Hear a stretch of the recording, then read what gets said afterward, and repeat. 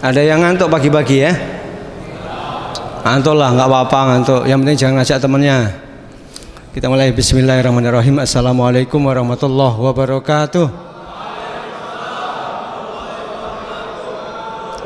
Bismillah, walhamdulillah, wa syukurulillah, ala nimatillah, wa la khawla wa la quwwata illa billah. Asyhadu an la ilaha illallah, wa asyhadu anna Muhammadar Rasulullah. Allahumma sholli ala Muhammad wa ala ali Muhammad. Hari ini Senin 13 Mei 2024. Saya diminta untuk mengisi materi tentang keluarga sakinah. Pagi-pagi mengisi materi tentang keluarga sakinah. Pertanyaannya yang pertama, yang sudah menikah angkat tangan. Ulangi, yang sudah menikah angkat tangan. Belum ada separuh ya. Berarti yang belum, yang enggak angkat tangan jomblo. Masih jomblo. Enggak, nanti dengan materi ini bukan nanti langsung semangat ya. Nah, materi keluarga sakinah, maka saya tanya dulu, yang udah nikah baru separuh. Berarti yang separuh belum nikah. Artinya masih pilah ya. Oke. Tolong didengarkan, ini materi memang kelihatannya tidak penting, tapi sangat penting bagi kita umat Islam yang beragama mengikuti sunnah Rasul. Mas, didengerin Mas, jangan aja ngomong temennya Mas. Saya kalau ada yang ngomong nggak konsen, nanti terganggu malah. Dengerin saja, daripada nanti sampean ngomong sama temennya, mending ngantuk nggak apa-apa, tidur. Tapi jangan ajak temennya, nanti tidur bareng, jangan, nanti malah salah. Keluarga sakinah, kita awali dengan kita sebagai warga negara Indonesia ada peraturan, yaitu undang-undang yang tertinggi mengatur pernikahan di negara kita, yaitu Undang-Undang Nomor 1 Tahun 1974. Sebagai polisi harus baca, walaupun nggak sampai detail harus baca itu, karena kita akan mengalami semuanya dan harus mematuhi undang-undang itu. Karena masih banyak penerapan undang ini, masih banyak yang belum paham, sehingga di polisi sendiri masih banyak melanggar undang-undang ini. Di dalam undang-undang itu di pasal 1 ayat 1 juga bahwa dijelaskan tentang definisi atau pengertian daripada perkawinan itu sendiri. Perkawinan menurut undang-undang itu nomor 174 pasal 1, perkawinan adalah ikatan lahir batin antara seorang laki-laki atau pria dengan seorang wanita dalam ikatan sebagai rumah tangga yang bertujuan untuk membina rumah tangga keluarga yang bahagia dan kekal di situ berdasarkan ketuhanan yang Maha Esa. Saya ulangi, perkawinan adalah ikatan lahir batin antara seorang pria dengan wanita sebagai suami istri yang bertujuan untuk membina keluarga atau rumah tangga yang bahagia dan kekal berdasarkan ketuhanan yang Maha Esa. Ini artinya bahwa negara kita, pemerintah kita yang dari sejak tahun 1974 telah mengeluarkan suatu peraturan perundangan yang mengikat seluruh warga Indonesia harus memahami tentang pernikahan itu sendiri. Karena sampai detik ini juga masih banyak yang belum memahami perkawinan itu sendiri. Jadi intinya adalah yang pertama, perkawinan itu adalah ikatan lahir batin. Ikatan lahir batin. Artinya lahirnya itu bukan berarti seperti ngikat hewan kita pelihara atau di kerangkeng, atau kalau sapi kerbau itu diikat lehernya, bukan. Ikatan lahirnya adalah harus dicatatkan. Yang Islam di KUA, yang non Muslim di catatan sipil. Itulah ikatan lahirnya di situ. Lah ikatannya lahir dicatat tadi itu, maka diberikan nama ikatannya adalah akte nikah. Akte nikah itulah ikatan lahir kalian, kita semuanya yang sudah memiliki rumah tangga, menjadi suami istri. Itu ikatan lahirnya. Jadi kita sebagai personil Polri harus ngerti itu. Jadi ikatan lahirnya adalah akte nikah itu, karena kita catatkan nikah kita, yang Islam di KUA, yang non Muslim di catatan sipil. Lah ikatan batinnya adalah kita yang sendiri, maka di belakang adalah bertujuan membina rumah tangga yang bahagia tujuannya, dan di situ ada kata dan kekal. Terakhir ditutup dengan berdasarkan ketuhanan yang Maha Esa. Artinya adalah niat kita dalam menjalin ikatan suami istri dalam rumah tangga tadi itu, maka ikatannya adalah di terakhir adalah punya niatan berdasarkan ketuhanan yang Maha Esa. Ini niat kita, seperti kita sholat lillahi ta'ala, puasa lillahi ta'ala, zakat lillahi ta'ala. Lillahi ta'ala adalah karena Allah ta'ala. Maka dalam undang-undang dibahasakan berdasarkan ketuhanan yang Maha Esa. Artinya bahwa ketika kita berijab kabul, menjalin ikatan rumah tangga dengan pasangan kita, yang laki dengan wanita. Hai yang wanita, woi dengerin, jangan HP-nan terus, nanti ada waktunya HP-nan ya. Nah, diletakkan HP-nya. Nah, gitu ya. Jadi yang wanita dengan laki-laki, yang laki-laki dengan wanita. Ikatan lahir batin tadi itu diakhiri dengan berdasarkan ketuhanan yang Maha Esa. Artinya harus kita niati bahwa nikah itu bukan semata untuk nafsu biologis kita, tetapi adalah kita sebagai orang yang beragama mengikuti sunnah Rasul kita, maka kita niati ibadah dalam berumah tangga itu lillahi ta'ala. Kita bahasakan dalam bahasa hukumnya berdasarkan ketuhanan yang Maha Esa. Itulah niat yang kita letakkan ketika kita berumah tangga. Nah, tujuannya adalah membina rumah tangga yang bahagia. Jadi tujuannya bahagia, maka untuk mendapatkan bahagia tadi itu tidak serta-merta, harus diupayakan, harus diusahakan, bahkan harus jerih payah dan juga pengorbanan, serta juga dengan disertai orang beragama, yaitu dengan berdoa mohon kepada Allah. Gitu. Nggak bisa dengan serta-merta nikah langsung bahagia, nggak ada.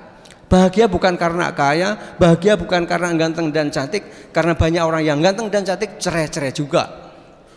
Tapi ada yang maaf suaminya biasa istrinya cantik, ada yang istrinya biasa suaminya ganteng, ada yang sama-sama biasa-biasa saja, itu kekal sampai tua, sampai anaknya berhasil. Karena apa? Ini terletak pada tujuan yang tadi itu, dan meletakkan niatnya berdasarkan ketuhanan yang Maha Esa, artinya lillahi ta'ala. Maka pengabdian suami dalam rumah tangga, istri dalam rumah tangga adalah diniati mencari ridho Allah yang Maha Kuasa tadi, karena lillahi ta'ala. Itu maksudnya. Maka bahagia itu harus diupayakan, kekal itu harus diupayakan, kekal itu harus diupayakan. Ada satu kisah Nabi Adam sama Siti Hawa. Istri Nabi Adam siapa namanya? Di sini ada yang namanya Hawa? Ada enggak? Enggak ada ya. Oke. Adam dan Hawa itu adalah manusia yang pertama kali Allah ciptakan, dan kemudian nyetaknya saja itu Allah ciptakan di surga. Diciptakan di surga. Dua orang saja itu udah mulai ada masalah saat itu. Mulai ada masalah. Ketika apa? Ketika Adam sendiri juga di surga itu hampa. Karena apa? Karena sendiri.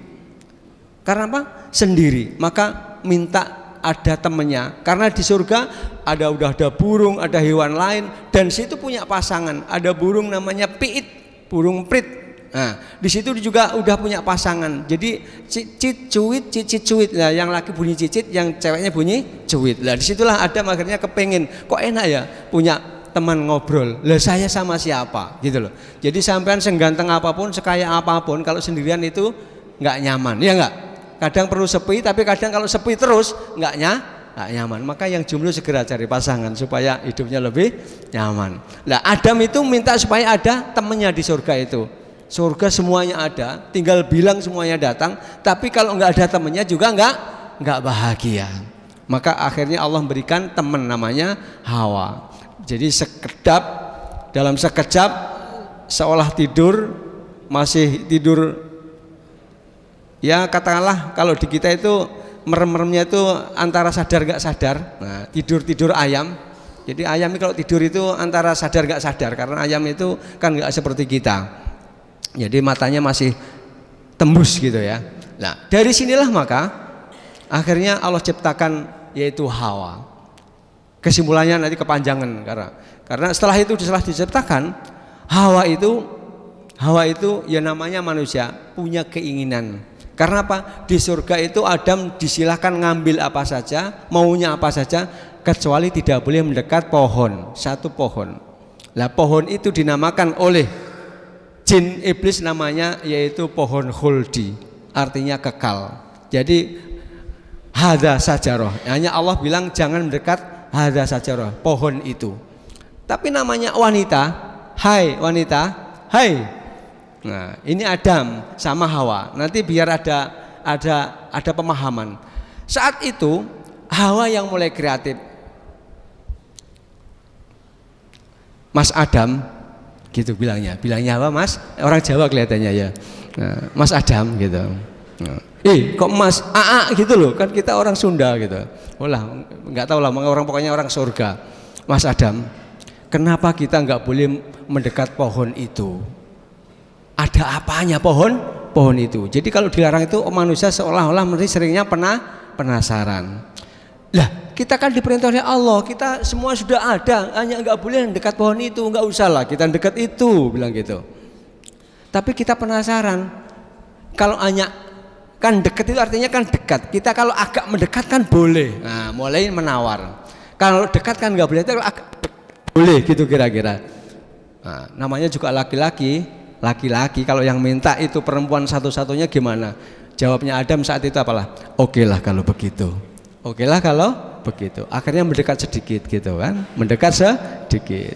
Setelah mendekat sedikit, si Hawa bilang, Mas, belum jelas dari sini. Dekat lagi lah. Kayak tuh pohonnya kok agak lebih bagus daripada yang lain. Dekat lagi yuk. Aduh, dari sini aja kejauh nanti Allah marah nanti kita. Enggak kan, kalau yang gak boleh tadi kan dekat, kita kan hanya agak dekat, mendekat saja, hanya kelihatan kayak apa gitu loh. Nah, namanya juga penasaran. Adam jawabnya apa saat itu?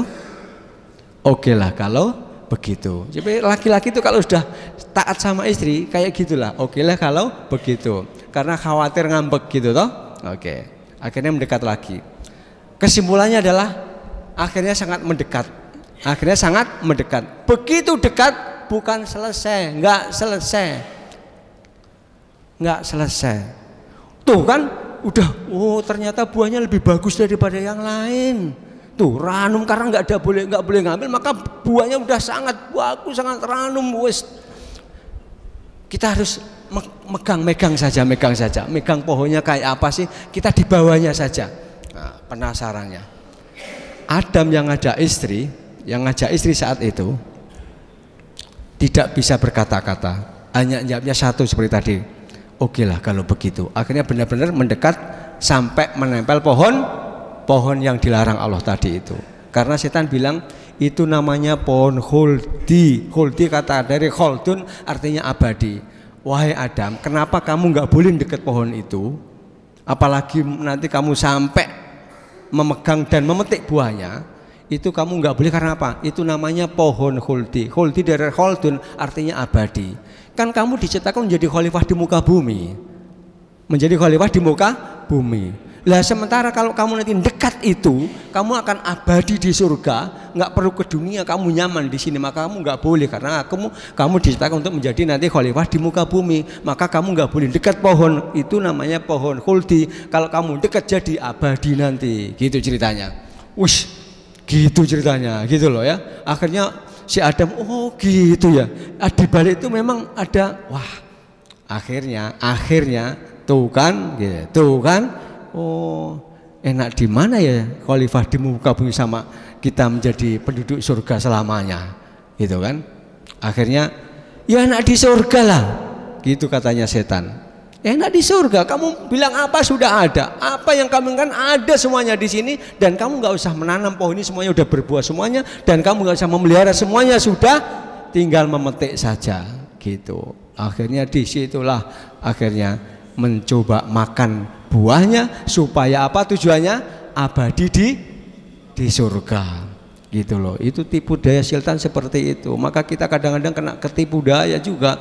Oh kayaknya ini bagus, oh kayak ini nanti menguntungkan, ini kayak nanti bisa lupa sesaat dengan minum khamr, dan itu hanya godaan sesaat saja. Setelah itu kita belansak juga, gitu loh. Nah setelah itu apa? Baru sampai ceritanya Adam, istrinya dulu ngambil makan, dan Adam juga ikut ngambil. Disitulah Adam baru sampai tenggorokan sudah akhirnya ditegur oleh Allah. Allah marah, dan intinya kesimpulannya adalah Adam dan Hawa dikeluarkan dari surga. Kembali ke kisah keluarga Sakinah. Ketika keluar dari surga itu dipisahkan jauh. Adam di daerah India sana, Pakistan India sana, sementara Hawa tetap di Timur Tengah. Saat itu belum ada kendaraan, belum ada apa. Itu Adam dan Hawa orang pertama di dunia. Jadi memang makanya sekarang kalau pacaran kita ada itu hanya berdua, kita nggak digubris padahal kita kenal, tapi karena dia saking asiknya, karena dunia milik mereka berdua, gitu kira-kira ya. Jadi kayak Adam aja dia milik berdua. Matahari panas kalau lagi pacaran itu dikira rembulan, itu nggak panas, dia jalan di trotoar gandengan gitu kan. Nah, pengalaman kita kan, kita udah pernah waktu itu kan. Nah, ini yang sudah nikah pengalaman, yang belum nikah itu belum nyambung. Maka nanti segera nikah supaya ngerti indahnya orang berpacaran, berjalan berdua dengan pasangan kita. Itu kalau lagi kayak gitu, matahari panas itu biasa-biasa saja. Nah, gitu, dekat mall, kemudian kepanasan baru minggir lagi dan seterusnya. Adam saat itu juga begitu sama Hawa, tapi begitu dipisah, Adam di daerah India, Hawa tetap di Timur Tengah. Itu pisahnya berapa lama? Ayo, ada yang tahu? Ada yang tahu? Pisahnya 450 tahun. 450 tahun baru ketemu lagi. Jadi 449 itu Adam berjalan terus dari India sana menuju ke arah Timur Tengah. Ikut terus. Dulu zaman itu belum ada laut. Dunia masih bumi masih menyatu. Begitu udah saatnya 449, maka disitulah Nabi Adam itu sampai di Mekah.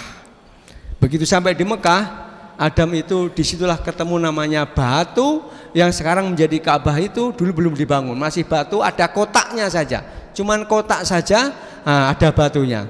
Nah disitulah Nabi Adam diperintah oleh Allah untuk memutari bekas bangunan yang kayak bangunan kotak tadi itu 7 putaran.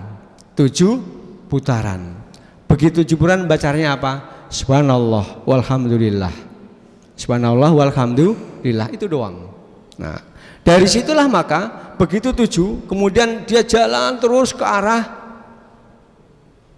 Mina, ke Mina, dari Mina kemudian ke Musdalifah.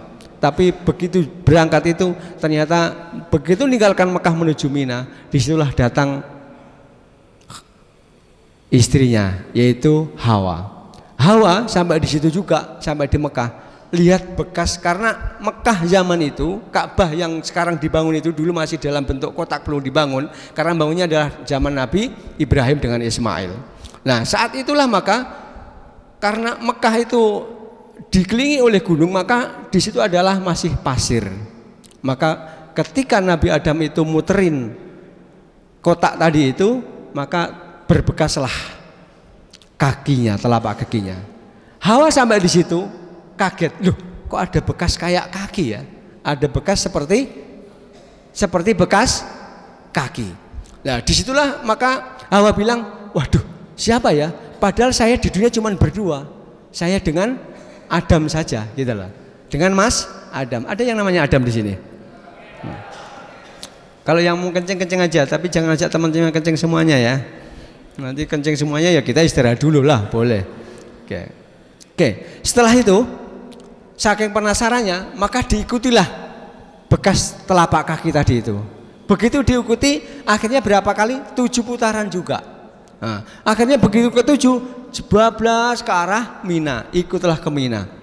Sambil dia berkata, ini mungkin masih mungkin ini telapak Mas Adam, gitu kira-kira. Karena zaman itu belum ada orang kecuali berdua saja. Oke ya. Nah, akhirnya ikut terus sampai Musdalifah. Sampai Musdalifah itu tanahnya kan di Musdalifah kan masih kan gunung-gunung. Sehingga sampai di Musdalifah, Mina masih kanan kiri gunung. Kalau di Musdalifah itu memang benar-benar gunung banyak. Nah, maka disitulah telapak kaki Nabi Adam itu tidak kelihatan lagi. Ceritanya begitu. Sampai di situ nggak kelihatan, maka tidak kurang akal karena hilang. Wah, di mana ya pikirannya Siti Hawa itu ada di sekitar situ saja, makanya dipanggil lah saat itu. Kira-kira manggilnya apa? Kalau orang Sunda ya Adam gitu, kenceng suaranya. Nah, itulah. Nah, saat itu saking kencengnya dibawa oleh angin karena belum ada suara lain kecuali suara mereka berdua dunia itu. Belum ada suara manusia kecuali suara mereka berdua. Maka begitu ada suara bening dibawa oleh angin sampailah ke telinga Nabi Adam. Loh, kok ada suara bening gitu lah. Ada suara bening. Ini kok kayak suara yang pernah saya dengar gitu loh. Ingat dia. Jangan-jangan suara Hawa gitu loh. Maka gantilah Nabi Adam yang manggil, Adinda Hawa, gitu kira-kira bahasanya ya. Ini tak tambah sendiri, tetap manggilnya Hawa toh. Nah, gitu. Suara tadi nyampailah ke telinga Siti Hawa juga. Wah, bener panggilan saya tadi, berarti ini bener-bener Mas Adam itu kan, gitu loh. Akhirnya Nabi Adam dibalas lagi oleh Siti Hawa. Disitulah saling memanggil satu sama lain. Maka Nabi Adam akhirnya nggak kurang akal, naiklah bukit Marwah. Jabal Rahmah. Namanya bukit Rahmah. Nah, Jabal Rahmah. Nah, naik. Nah, begitu naik, jadi orang Jakarta, gua di bukit Marwah, gitu kan? Di bukit Jabal itu gunung, Rahmah itu adalah gunung kasih sayang. Jadi Nabi Adam naik di situ. Saya di atas bukit. Nah, gitulah. Nah, dari situlah akhirnya pertemuan pada hari itu, pada Arafah tadi itu adalah tanggal 9 Zulhijjah. Dan hari itulah pas genap pertemuan Adam dan Hawa ke hari yang 450 tahun ketemu di Jabal Rahmah. Kisah dua orang yang begitu lama tidak bertemu, berpisah 450 tahun, dan mereka tidak ada yang selingkuh satu sama lain. Tidak ada yang selingkuh karena nggak ada orang lain kali ya. Nah, satu-satunya yang nggak pernah bermasalah dengan mertua ya mereka berdua itu karena belum punya mertua ya. Nah gitu. Tetapi pelajarannya adalah keluarga yang sakinah, keluarga yang harmonis itu perlu perjuangan. Nabi Adam dan dan Siti Hawa perjuangannya begitu berat. Disitulah akhirnya berdua ketemu lagi, Allah satukan menjadi manusia khalifah di muka bumi, dan setiap melahirkan anaknya dua, laki perempuan pasangan terus. Nah, pasangan yang pertama nanti dikawinkan dengan kembaran yang kedua. Jadi maka ada Qabil dan Habil.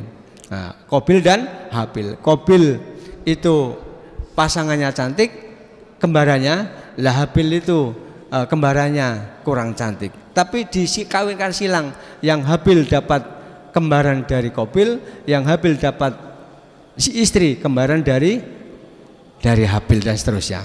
Nah, disitulah karena kembarannya Qabil itu cantik, sementara kembarannya si Habil itu kurang cantik. Disitulah ketika dikawin silang itu nggak mau si Qabil nggak mau. Enak sekali si Habil ya, dapat istri apa itu kembaran saya cantik. Lah gua ini apes dapat kembaran lo nggak cantik gitu. Hari itu udah mulai pertengkaran hidup di dunia. Hari itu udah mulai pertengkaran. Maka si Qabil bilang, aku bunuh kamu nanti. Aku bunuh kamu nanti. Dan disitulah akhirnya terjadi pembunuhan manusia di muka bumi saat itu, yaitu Qabil membunuh si Habil. Gara-gara apa? Gara-gara apa? Gara-gara pernikahan wanita. Hari ini masih ada? Tahun ini masih ada? Di negara kita masih ada? Nah, inilah yang perlu saya sampaikan di antara kita, bahwa kita itu sebagai khalifah di muka bumi sekarang mengikuti jejak Nabi Adam alaihissalam, dan kita akan ditemukan dengan permasalahan-permasalahan hidup kita. Maka keluarga yang sakinah, keluarga yang harmonis itu maka harus sebuah cita-cita yang harus diperjuangkan oleh suami dan istri. Tidak bisa suami saja, tidak bisa istri saja. Dan itu harus cita-cita kita. Di samping bahagia harus kekal rumah tangga yang kita bangun. Nah, supaya kekal maka tadi niatnya berdasarkan ketuhanan yang Maha Esa, lillahi ta'ala. Nah, itu konsepnya. Ini undang-undang. Oke. Berikutnya adalah undang-undang tadi oleh Polri kita jabarkan dalam Perpol nomor 9 tahun 2010. Perpol nomor 9 2010 yaitu tentang pengajuan tata cara pengajuan pernikahan perceraian dan rujuk bagi pegawai negeri pada Polri. Jadi berlaku pada kalian semuanya. Maka barang siapa menjadi anggota Polri, pegawai negeri pada Polri, baik polisi maupun PNS harus membaca peraturan itu. Dan peraturan itu sudah ada perubahannya. Dua-duanya berlaku, hanya beberapa pasal yang dirubah, yaitu dengan peraturan nomor 6 tahun, peraturan kepolisian nomor 6 tahun 2018. Kalian harus baca supaya nanti paham, karena itu adalah yang ngatur tentang pernikahan, perceraian dan rujuk bagi pegawai negeri pada Polri. Nah, dari sinilah maka yang perlu saya sampaikan yang pertama adalah di dalam perpol itu, pegawai negeri pada Polri ketika akan menikah dan mungkin ada masalah yang tidak bisa disatukan lagi, akhirnya cerai, dan setelah cerai mungkin ada juga yang ingin kembali karena tidak dapatkan orang yang terbaik lagi, ternyata harus kembali lagi. Dan ini agama, Allah Maha Tahu menciptakan tentang seluk-beluk dan perubahan isi hati manusia. Maka itu mengatur itu mencakup seluruh kebutuhan rohani manusia. Ada yang langgeng, ada yang nggak langgeng nikahnya, ada yang bercerai tapi kembali lagi, namanya rujuk. Nah, disinilah maka di dalam memenuhi keinginan tadi pengajuan nikah, cerai dan rujuk bagi personil, bagi pegawai negeri pada Polri harus ada izin dari pejabat yang berwenang. Jangan lupa harus ada izin dari pejabat yang berwenang. Ketika tidak ada izin maka termasuk pelanggaran disiplin. Dan ketika melengkapi persemuanya itu harus ada kesepakatan yaitu persetujuan kedua. Yang pertama adalah surat persetujuan dari calon suami dan calon istri. Jadi calon suami istri harus sama-sama setuju. Kalau nggak setuju mau nikah sama siapa. Kemudian orang tua masing-masing. Karena apa? Nikah itu adalah di samping dua orang insan tadi itu adalah orang tua kita adalah bagian daripada keluarga yang kita bina. Nah, oleh karena itu ini harus kita patuhi bersama. Nah, yang terakhir belum yang paling akhir, kita sampai jam berapa nanti? Jam? Nah, jadi pertama nanti jam 9.45 istirahat. Maunya langsung istirahat saja. Oke. Tapi yang ngantuk aja, yang penting jangan ajak temannya ya. Saya enak aja, yang ngantuk aja, itu ada yang tidur. Nah, nggak apa-apa, tapi jangan diganggu yang tidur, biarin aja. Yang penting jangan ngajak temannya, yuk tidur bareng, jangan. Nah, gitu. Oke. Jadi kalau tadi kalian sudah datang sini udah niatan mencari ilmu, saya udah dapat pahala. 1 langkah 10 kebaikan. Jadi tapi yang tidur dengan yang tidur nilainya sama enggak? Sama enggak? Ya enggak sama, gitu loh. Nanti langkahnya ke sini itu dapat pahala. Tapi sampai di sini ya semuanya dapat pahala, tapi yang tidur ya nilainya beda lah. Nah, mau enggak dapat ilmu kok, gitu loh. Mau sama, ya enggak sama. di si Allah nggak sama. Nanti tetap aja si Allah nanti ilmunya zong gitu ya. Tapi dapat pahala juga. Kalau mau dapat paha ya di rumah ya, atau nanti di kantin. Oke. Nah, sekarang tinjauan dalam agama. Allah berfirman, A'udzu billahi minasy syaithanir rajim. Bismillahirrahmanirrahim. Wa min ayatihi an khalaqalakum min anfusikum azwajan litaskunu ilaiha wa ja'ala bainakum mawaddatan wa rahmah. Inna fi dzalika laayatin liqaumin yatafakkarun. Astagfirullahaladzim. Ini ayat Allah, tolong dengarkan. Kalau tadi kita nikah niatnya karena Allah, maka Allah telah memberikan satu kabar pada kita. Wa min ayatihi, dan di antara tanda-tanda keberadaan Allah, kekuasaan Allah, kemahapenciptaan Allah, kemahabesaran Allah, an khalaqalakum, telah menciptakan untuk kamu. Khalaqa menciptakan, yakhluqu sedang menciptakan, lakum untuk kamu, untuk kalian, min anfusikum dari jenismu sendiri, azwaja yaitu pasangannya. Ya Allah ciptakan pasangan dari jenis kita sendiri. Dengarkan. Tujuannya apa? Litaskunu ilaiha, agar kalian hidupnya menjadi tentram. Jadi nikah itu tujuannya adalah hidup kita, hidup manusia oleh Allah supaya menjadi tentram, gitu loh. Jadi keluarga itu intinya akan membuat diri kita hidupnya menjadi tentram. Kalau nggak tentram, itu pasti bukan salah dari tujuan perkawinan, tapi kita punya masalah dengan perkawinan itu. Masalah dengan istri maksudnya, yang laki-laki, yang perempuan masalah dengan suami. Nah, apalagi masalah dengan suami orang, nambah masalah berat itu, ya kan? Ya. Oke, kalau masalah dengan suami sendiri masih nanti saling maafkan. Sama istri sendiri masih bila saling memaafkan. Kalau dengan istri orang itu masalah panjang lebar itu, panjang dan lebar. Nah, gini. Nikah itu menjadi litaskunu ilah, agar kita hidup menjadi tentram. Kenapa? Sakinah itu dari bahasa Arab itu sakan. Sakan artinya tempat. Sakan artinya tempat. Tempat itu ya tempat yang sesuatu yang bisa kita duduki, kita tinggali, itu namanya tempat. Gitu ya. Namanya tempat. Ya, tempat bisa luas, bisa sempit, bisa bagus, bisa kurang bagus. Tergantung bagaimana kita kemampuan untuk memiliki tempat itu, gitu loh. Tetapi kenapa jadi sakinah? Itu adalah namanya kata sifat. Kenapa kata sifat? Karena di depannya an khalaqa, Allah telah menciptakan kalian. Khalaqa itu menciptakan, manusianya itu makhluk, gitu ya. Oke? Jadi khalaqa itu menciptakan. Lah penciptanya khalik. Di bahasa Arabnya gitu memang. Nah, ciptaannya yaitu makhluk. Jadi khalik, khalaqa menciptakan, makhluk manusia. Jadi pencipta menciptakan seorang manusia. Nah, maka makhluk yang baik adalah makhluk yang memiliki akhlak. Nah, gitu ya. Jadi kata khalaqa, kemudian khalik, makhluk, akhlak itu satu kata asal mulanya. Gitu. Paham maksudnya? Ini belajar tafsir saya lama loh dulu tuh. Jadi sampai kalau ini saya rangkum di sini menjadi hanya cuman beberapa menit, itu udah berkah bagi kalian dan berkah bagi saya. Jadi khalaqa, khalik, makhluk, akhlak itu dari satu kata khalaqa tadi itu. Nah, maka di belakangnya litaskunu, maka litaskunu artinya sakinah, dari kata sakan tempat. Nah, menjadi sifat karena apa? Yang menempati adalah ciptaan Allah yang bernama makhluk.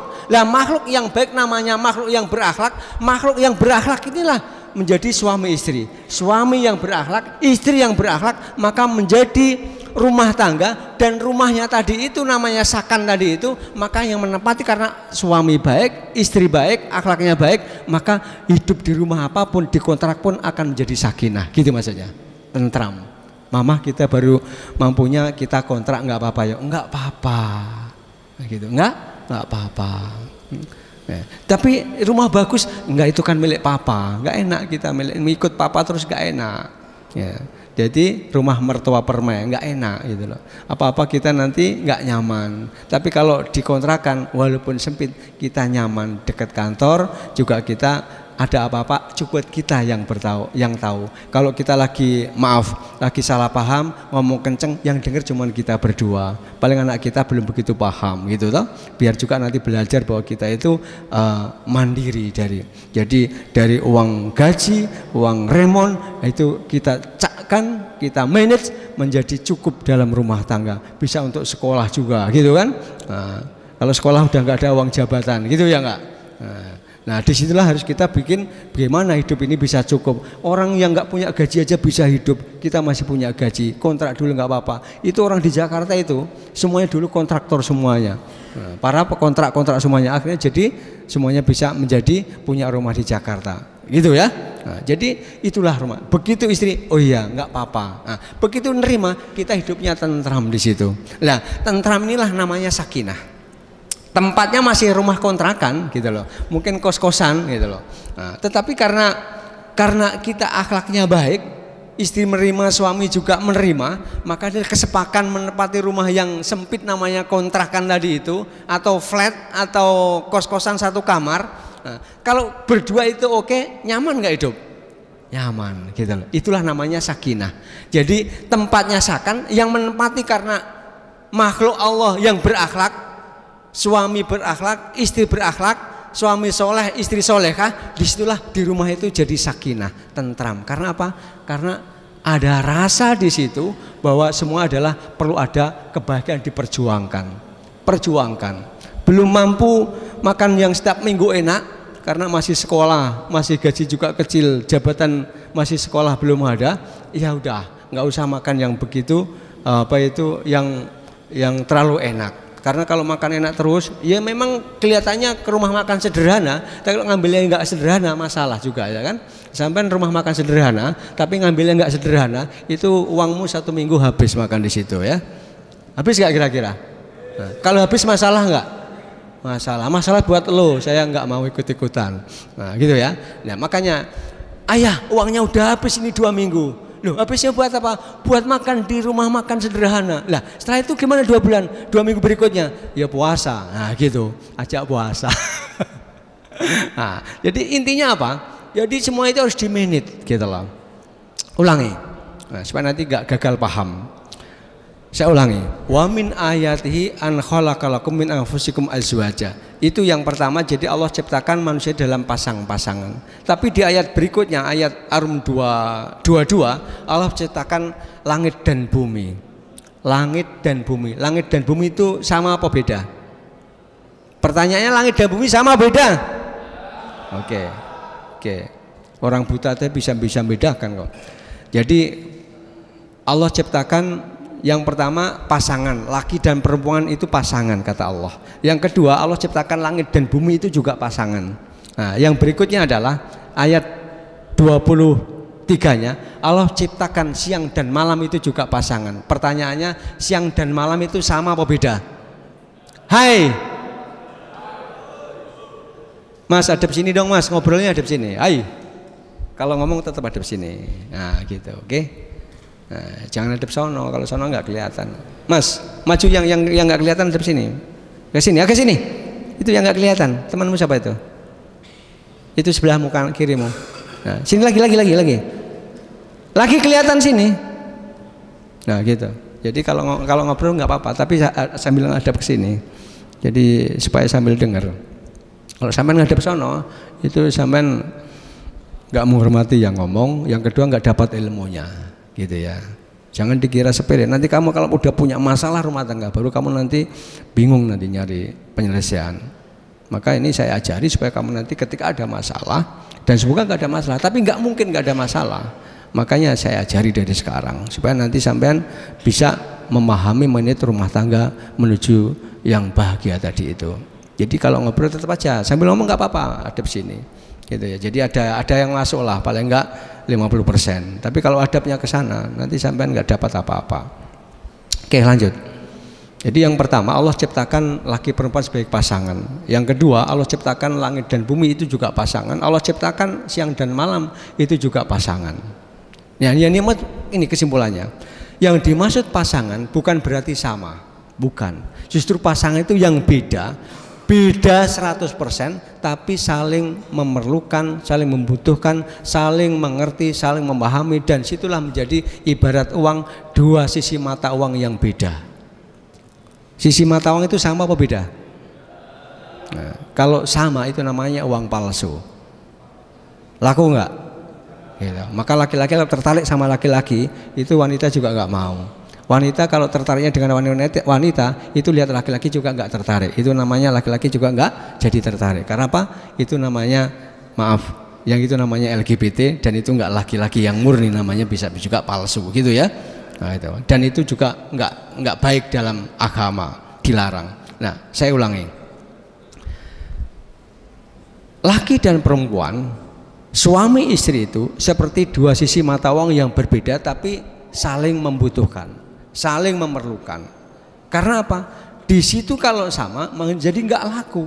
Nah, karena beda, enggak mungkin setiap hari itu bahagia terus, ketawa terus, enggak mungkin. Nah gini, maka saya simpulkan supaya nanti sampean enggak gagal paham, yang belum nikah maupun yang sudah nikah. Dengerin, rumah tangga yang sakinah, mawaddah warohmah, harmonis gitu, kesimpulannya adalah bukan berarti rumah tangga yang enggak pernah ada masalah. Ulangi, rumah tangga yang sakinah, mawaddah warohmah atau harmonis, kesimpulannya adalah bukan berarti rumah tangga itu enggak ada masalah atau enggak ada problem, bukan. Tapi rumah tangga yang sakinah, mawaddah, warahmah, harmonis adalah rumah tangga yang ketika ada permasalahan, yang ketika ada problem, yang ketika menemui hal-hal yang menjadi satu sama lain pasangan itu menjadi, maaf, beradu mulut, maka begitu dia nyadar, maka ada keinginan bagaimana untuk menyelesaikan problem rumah tangga itu. Itu yang terpenting. Itu ya. Ada kemauan untuk menyelesaikan permasalahan rumah tangga itu. Sama. Orang yang sehat bukan berarti orang yang nggak pernah sakit. Ada yang nggak pernah sakit? Ada? Nah, semua pernah sakit, toh? Nah, tapi orang sehat adalah ketika sakit ada kemauan untuk kembali sehat. Itu yang terpenting. Ada kemauan untuk kembali sehat. Bagaimana caranya? Macam-macam. Ada yang dengan olahraga, lari, keluar keringat, itu flu bisa sembuh. Agak pening sembuh. Nah, gitu loh. Tidak harus minum obat. Nggak harus minum, sampai lari, nah, gitu, sampai keluar air keringat. Nah, itu bisa sembuh sakit kepala itu. Jadi sakit kepala itu bukan karena kita, maaf, banyak problem, bukan, karena kita kadang-kadang disitulah Allah beri cobaan kita bahwa kita adalah makhluk yang lemah dan solusi adalah yang penting. Tapi memang nggak ada salahnya kalau kita minum obat sakit kepala, gitu loh. Yang kena diare ya minumlah obat diare, yang flu minumlah obat flu. Yang penting jangan salah, sampai yang diare minumnya obat flu, lah itu nggak nyambung. Nah itu yang penting harus tahu solusinya. Sampean sakit kepala minumnya obat diare, sembuh nggak? Nah itu namanya sampean oon. Kalau laki-laki oon, kalau perempuan iin. Nah itu oon sama iin. Nah, maka orang bertengkar itu pasti ada yang salah. Suami istri bertengkar pasti ada yang salah. Ini kalau nggak salah suami salah. Oke, Mbak yang udah nikah, weh, kalau ada pertengkaran suami istri, kalau nggak salah suami salah istri, kalau nggak salah istri salah. Kira-kira mbak dulu, kira-kira kalau ada pertengkaran itu yang banyak salahnya suami apa salah istri? Bentar, sana dulu kita dengerin.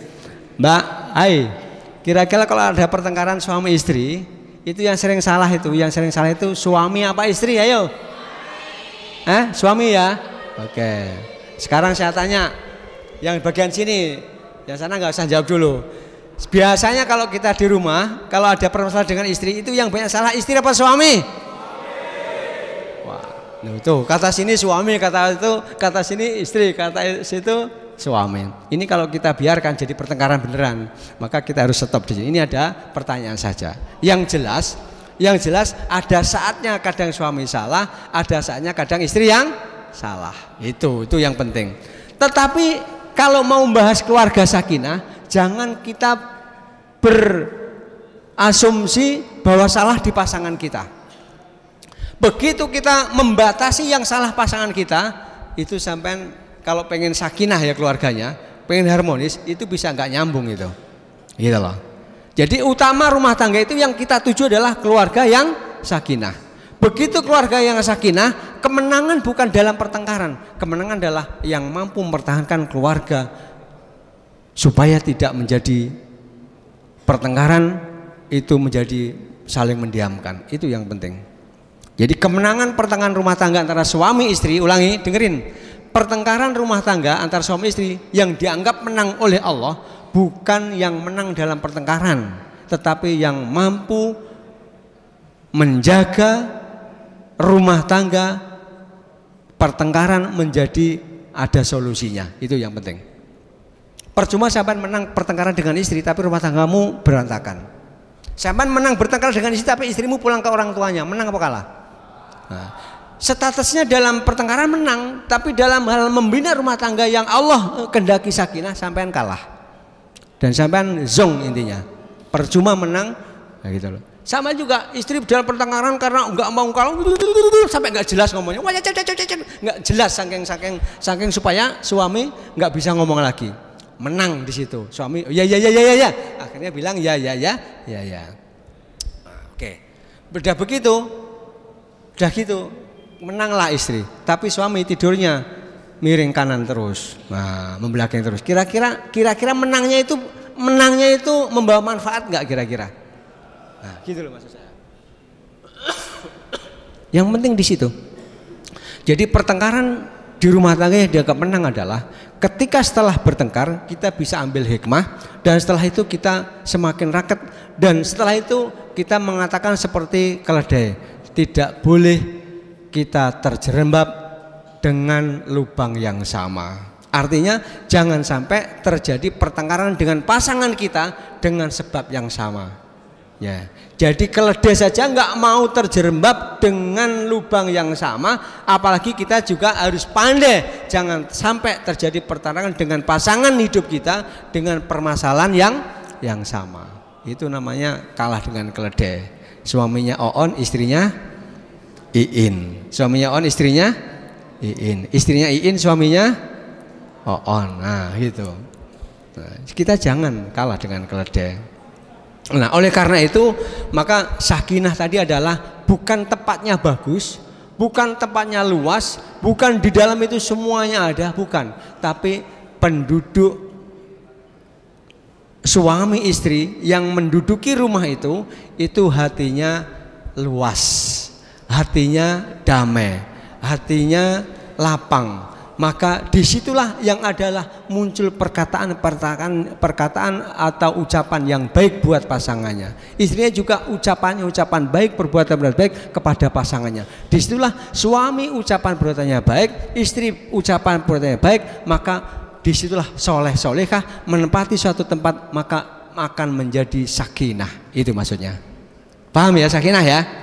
Nah, jadi sakan, dari kata sakan adalah tempat. Sakinah adalah hanya menempati orangnya soleh dan solehah, maka menjadi suami istri yang dimanapun bertempat, kesepakatan berdua, mau kontrak atau masih kita sewa atau kita dan sebagainya masih ikut mertua juga sementara, tetapi kalau kita hatinya baik, ucapan baik, perkataannya baik, suami istri semuanya baik, maka akan menjadi sakinah hidup rumah tangganya. Jadi tidak ada kaitannya belum punya mobil, nggak ada kaitannya. Karena Adam dulu juga nggak punya mobil, nggak punya apa, jalan kaki kemana-mana. Tapi Adam tingginya 40 meter, jadi satu langkah sama dengan sampean kecepatan berapa kilometer per jam itu. Dan saat itu sampean kenceng tapi kan belok-belok, Adam kan lurus saja. Makanya perjalanannya itu dari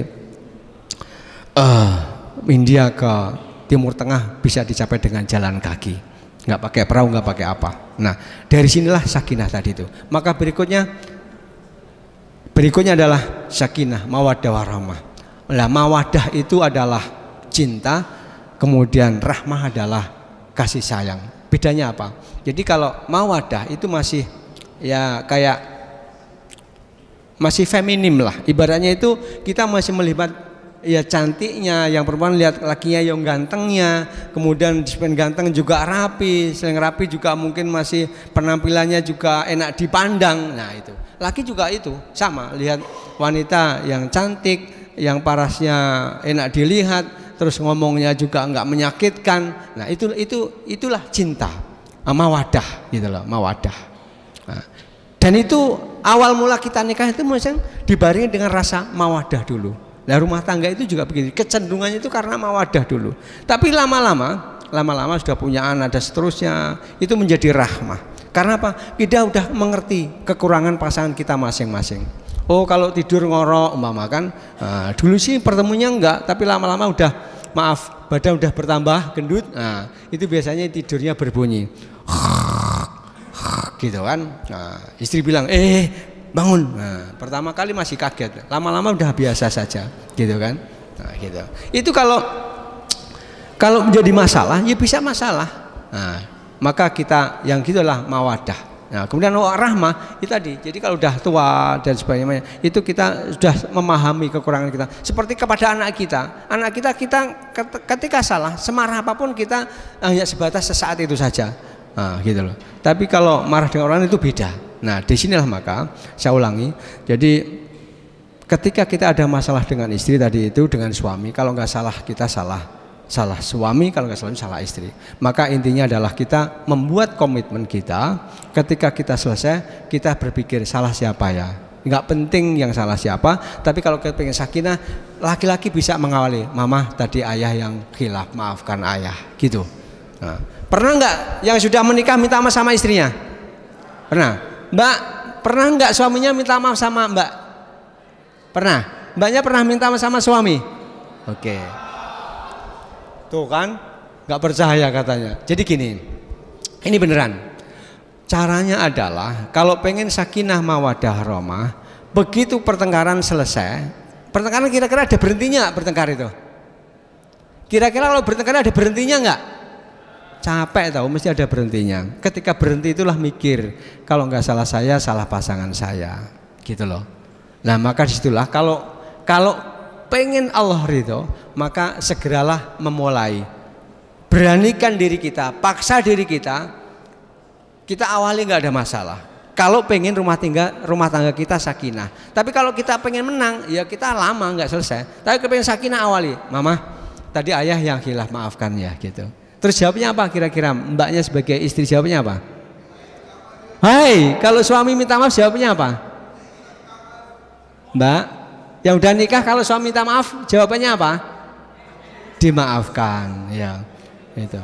Begitu juga kalau istri yang minta maaf memulai, papa atau ayah, mama tadi yang khilaf, maafkan saya. Jawabnya apa kira-kira? Jawabnya apa? Ayo suami. Hah? Ayo. Ayo. Jadi gini, ini bener. Begitu kita jawab harus, begitu pasangan kita minta maaf, jangan mikir dua kali. Ulangi. Begitu pasangan kita tadi ada perbedaan terus bertengkar kemudian minta maaf, jangan mikir dua kali. Kalau istri minta maaf, ya kita bilang ya mah saya maafkan. Gitu. Begitu juga kalau suami minta maaf, iya pak, iya saya maafkan. Jangan nanti ibu saking jengkelnya atau suami jengkelnya, mama susah diberitahu, nggak ada maaf bagimu. Nah, ini masalah ini. Masalah bukan selesai tambah masalah. Begitu juga suami minta maaf, istri bilang ntar mama pikir-pikir dulu. Orang minta maaf kok dipikir-pikir dulu. Nah, ini tambah masalah lagi, gitu ya. Oke, maka ada nasihat dari Ja'far bin Hasan bin Abi Thalib. Jadi Ja'far ini adalah saat masih zaman beliau hidup, beliau sering memberikan nasihat perkawinan. Nasihatnya adalah ketika kalian pengen rumah tangga sakinah mawaddah, kata Ja'far, pertama Pertama, kata Ja'far, dengerin ini ya. Ini bukan kata saya. Nanti bisa dilihat di dalam fikih sunnah. Jilid 8. Jilid 8. Yang terjemah boleh 8. Kalau aslinya malah karena ini yang terjemahan yang jilid 8. Kata Ja'far, kalau pengen gua sakinah itu diantaranya ada banyak, tapi 3 hal yang penting. Yang pertama, jangan suka saling mencela. Itu yang pertama. Yang kedua, tidak boleh cemburu berlebihan. Yang ketiga, selalu dalam keadaan harum. Itu 3 itu. Yang pertama, tidak boleh suami istri itu mudah mencela pasangan. Karena mencela itu nanti kalian akan dibalas dengan celaan. Pasti itu. Contoh, ini beneran ini. Suami tidurnya bunyi, bahasa Arabnya ngorok, ya gitu ya. Gitu, capek dan seterusnya kan. Istrinya terganggu. Nah, gitu. Ya, bangun. Ada apa? Tidurnya suaranya ngoroknya kenceng sekali, saya nggak bisa tidur. Saya dulu yang tidur. Aduh, tidur aja repot, bilang gitu kan. Nah, udahlah kalau gitu, cepat tidur dulu. Istrinya tidur dulu. Begitu dulu bunyi, memang nggak ngorok, pules, tapi miring. Tidurnya miring. Kalau miring biasanya mulutnya buka, mulutnya buka sebelah. Begitu buka, apa yang terjadi? Nggak ngorok, tapi air mengalir dari mulut itu. Artinya menjadi sumber air gitu kan. Nah, bahasa Jawanya ngeces. Ngerti nggak? Nah, suami jijik juga. Mama nggak ngorok, tapi itu bantalnya basah. Gitu kan? Nah, gitu. Karena apa? Karena pertama suami dicela karena tidurnya ngorok, maka suami juga akhirnya mencela istri tidurnya ngeces. Inilah, maka mencela ini tidak boleh dalam rumah tangga. Begitu kalian mencela, pasanganmu akan cari ke ruanganmu dan akan mencela. Maka nggak usah mencela. Nah, istri rambutnya keriting, sisiran nggak rapi, mama sisiran nggak rapi, dasar rambut keriting. Nah, dasar rambut keriting. Gitu. Itu bagi istri itu termasuk mencela, maka jangan mencela. Nah, itu loh. Nanti ujung-ujungnya kamu akan juga dicari celaan lagi yang lain. Kamu rambutnya malah udah lurus, udah mulai botak lagi. Nah, itu udah mulai akhirnya banyak saling mencela. Jadi kalau mencela itu dicendam saja. Nah, itu. Berikutnya adalah, ini jam berapa? Enggak, istirahat jam 9.45 ya. Benar lagi. Sebelum saya lanjutkan, mungkin ada pertanyaan. Monggo, yang ingin bertanya. Apa saja silakan, yang belum nikah ya monggo bertanya, yang udah nikah tanya monggo. Mbak ada yang bertanya? Ayo silakan.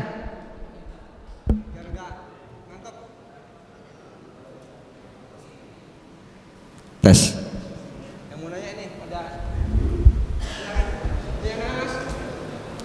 Silakan yang mau nanya, supaya nanti siapa tahu pertanyaanmu itu nanti bisa membawa tambah ilmu bagi teman-teman sekalian.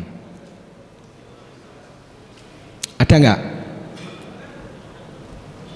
Ada yang tanya? Enggak? Gimana tanya, orang pada tidur. Coba berdiri. Berdiri. Berdiri.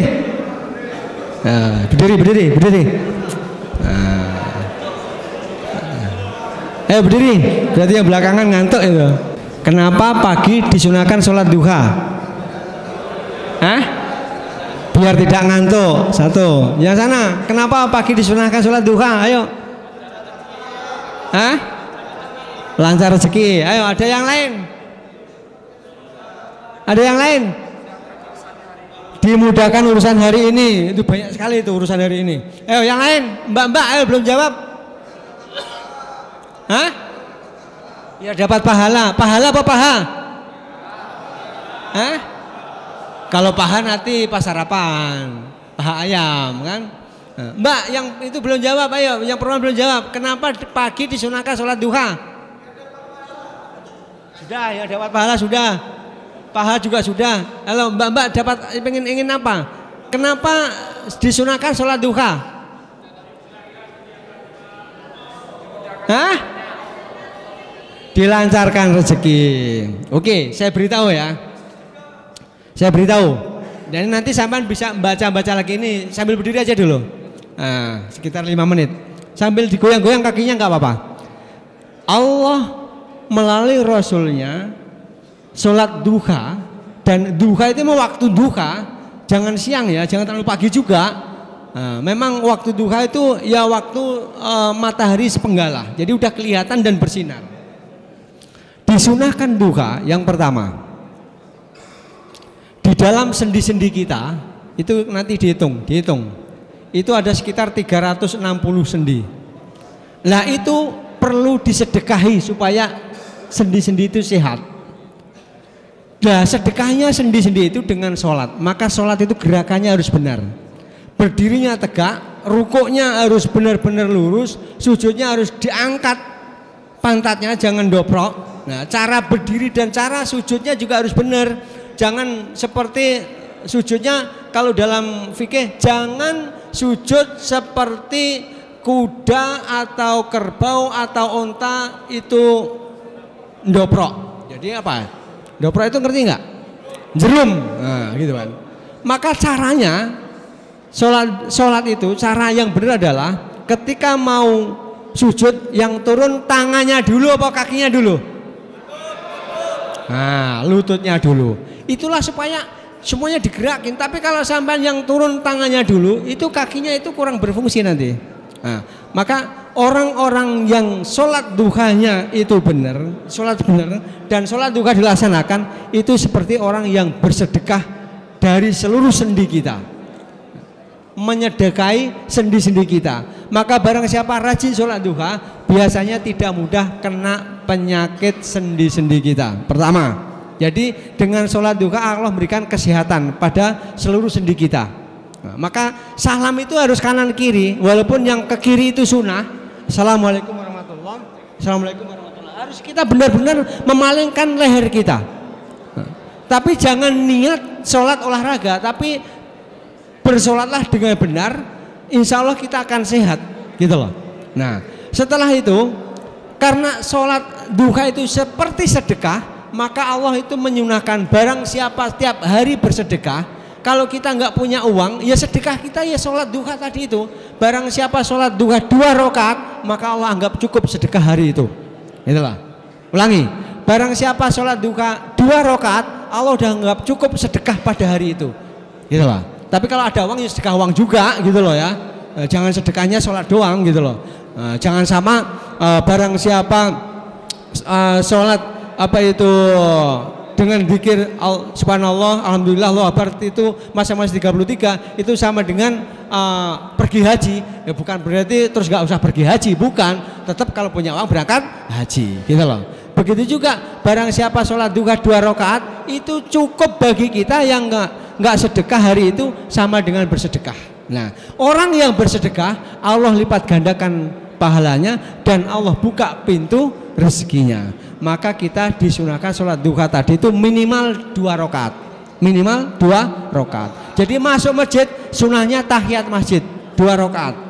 Nah, setelah sholat tahiyat masjid, kita disunahkan sholat duha. Kalau pagi kayak tadi ya, minimal 2 rakaat. Barang siapa 2 rakaat maka dianggap cukup sedekahnya. Barang siapa 4 rakaat maka Allah akan melipat gandakan pahalanya, dan barang siapa 8 rakaat Allah akan mencukupkan rezekinya pada hari itu, dan barang siapa lebih dari itu maka Allah berikan pahala melebihi dari itu. Allah memberikan ampunan, Allah memberikan rahmah kepada kita semuanya. Jika udah ampunan dan rahmah itu lebih dari sekedar rezeki. Gitu, lebih dari sekedar ya kita diberi sehat, diberikan luas rezeki, diberikan istri soleh, diberikan suami soleh, diberikan anak soleh solehah, dan kita dimudahkan urusan kita. Allahumma amin. Duduk lagi, duduk.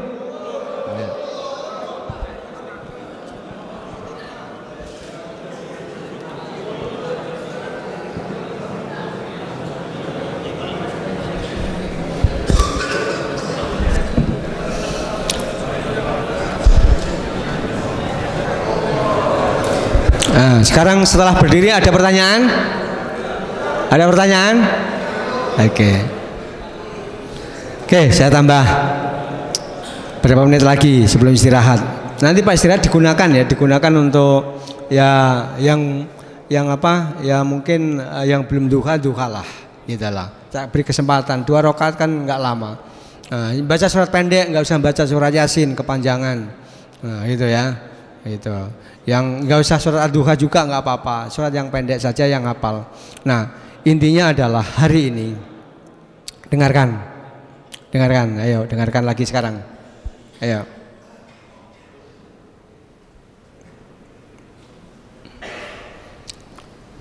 Allah di dalam menciptakan hambanya, termasuk seluruh yang Allah ciptakan, apalagi manusia diciptakan setelah hewan-hewan yang lain. Di dalam penciptakan manusia itu dibuat dari tanah. Maksudnya apa? Maksudnya apa? Kita harus ingat seperti Nabi Adam. Nabi Adam lah yang mengalami ciptakan Allah langsung dewasa dan dari tanah. Maka ketika Adam itu dilahirkan di surga, itu senangnya bukan main. Tapi begitu akhirnya Adam diturunkan di muka bumi khalifah, menangis Nabi Adam. Dia meminjak-minjak tanah di mana dia pergi, itu setelah menginjak badan sendiri. Maka hukumnya adalah maka tanah itu menjadi suci. Dimanapun tanah itu adalah suci. Sampai pergi kemanapun tanah yang kita injak, sampai lari di lapangan shuttle itu, termasuk lapangan apa itu kita olahraga, mau shuttle di rumput, mau juga kita lari mengitari apa itu lapangan, itu sampai menginjak tanah. Dan tanah itulah bagian daripada diri kita semuanya. Dan itu Adam merasakan karena apa? Adam merasa dulu memang diciptakan langsung dari tanah, enggak dari. Kalau kita kan ada mama, ada papa, ada dokter, ada rumah sakit. Kita enggak ingat itu. Tapi Adam benar-benar ingat. Maka begitu di muka bumi dikeluarkan dari surga, nangis Nabi Adam. Karena apa? Oh, saya dulu dari seperti ini. Tanah lumpur, tanah yang kotor, tapi ketika kering, nah disitulah menjadi bisa dipijak dan sebagainya. Sampai nggak ngalami seperti itu. Nah, Adam yang ngalami nangis. Dan ketika Adam lahir kemudian di muka bumi, itu dulu semuanya tangan-tangannya itu bersinar, kuku-kukunya itu bersinar, semuanya bersinar. Dan Nabi Adam jadi hitam, padahal dulu di surga maaf putih. Jadi sampai yang hitam nggak usah ngeri, nanti di surga jadi putih aja. Nah, abyadu wujuhum wa aswadu wujuh. Memang di sana nanti ada yang menjadi abyadu wujuh, ada yang wajahnya nanti putih berseri, wa aswadu wujuhum, ada yang nanti wajahnya yang hitam kelam. Nah, yang hitam itu enggak pernah wudu, gitu aja. Ya Rasul, aku umatmu ya Rasul. Walaupun kita ngaku umatnya Rasul, Rasul bilang lihat kita wajah kita kalau burem, la. Karena apa? Wajah kita kok burem, berarti enggak, walaupun ngaku umat Rasul kita enggak, karena apa? Enggak pernah sholat. Jadi orang yang pernah sholat mesti enggak pernah wudu.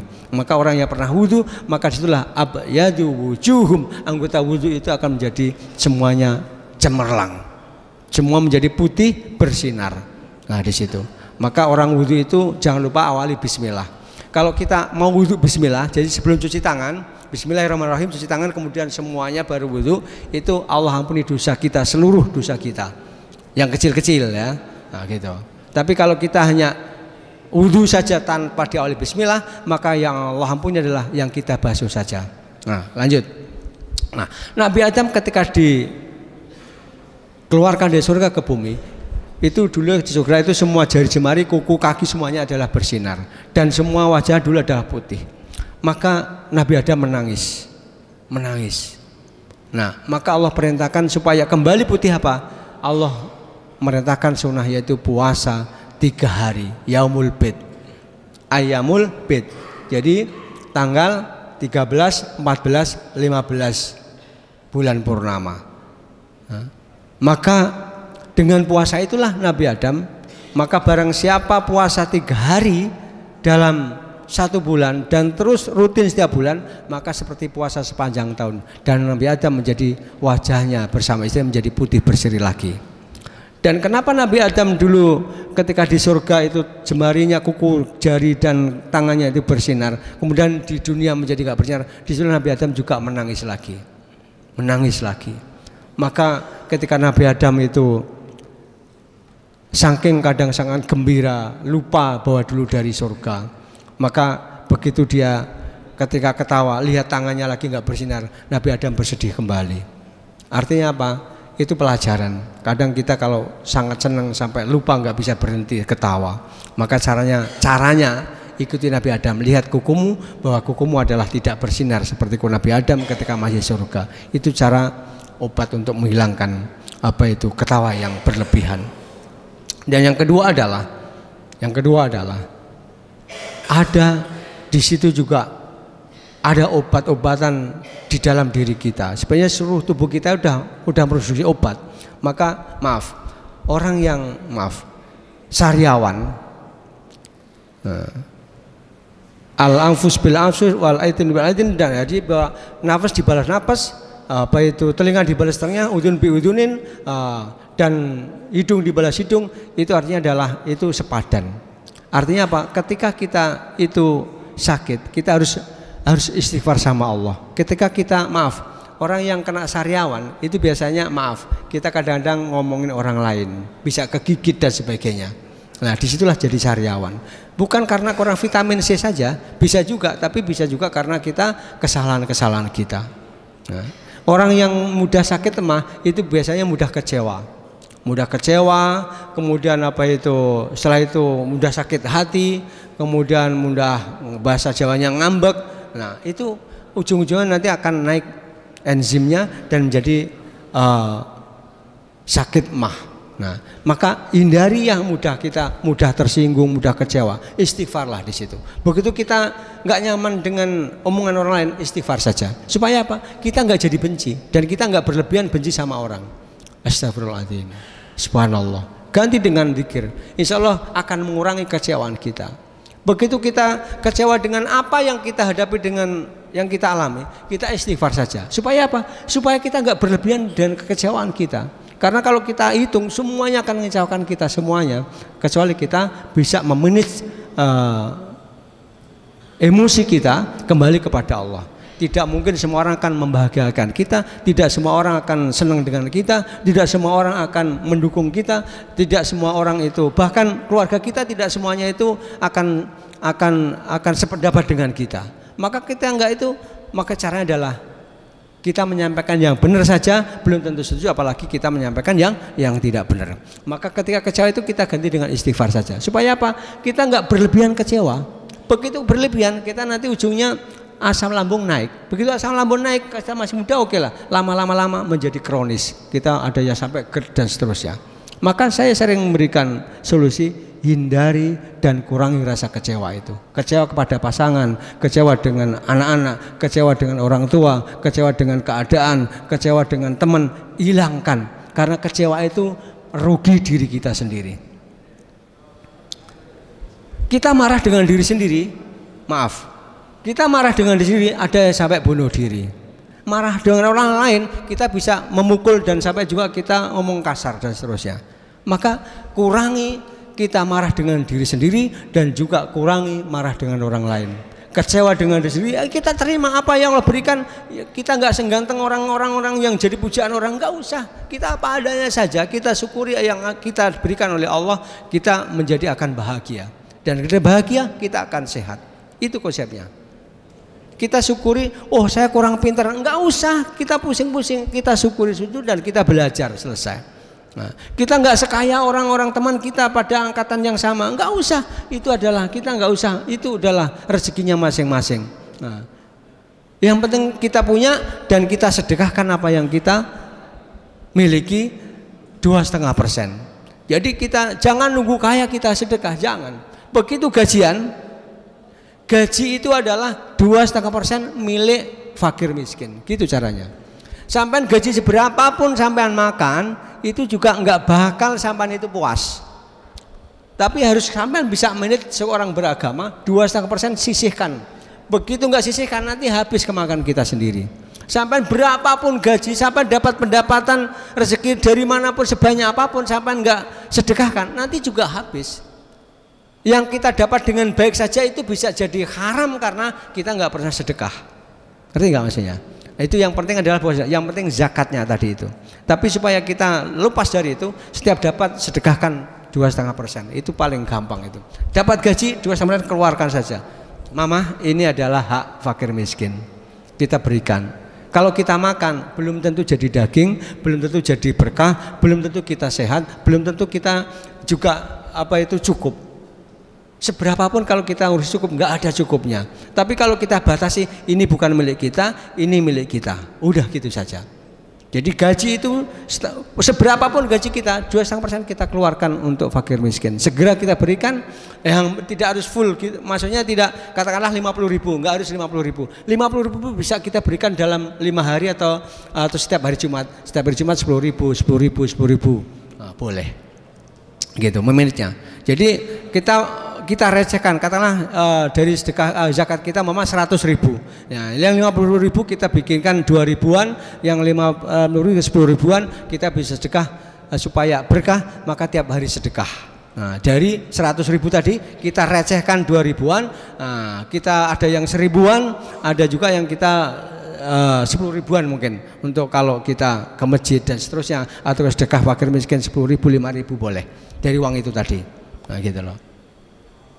Muter bayar itu pakai uang sedekah kita itu, karena yang minta-minta di putaran itu pertigaan perempatan muter itu pasti fakir miskin, walaupun kadang-kadang dia lebih kaya dari kita. Orang minta-minta itu kalau semua memberi 2.000, 1.000 itu sehari bisa sampai dapatnya 20.000 kalau semuanya ngasih.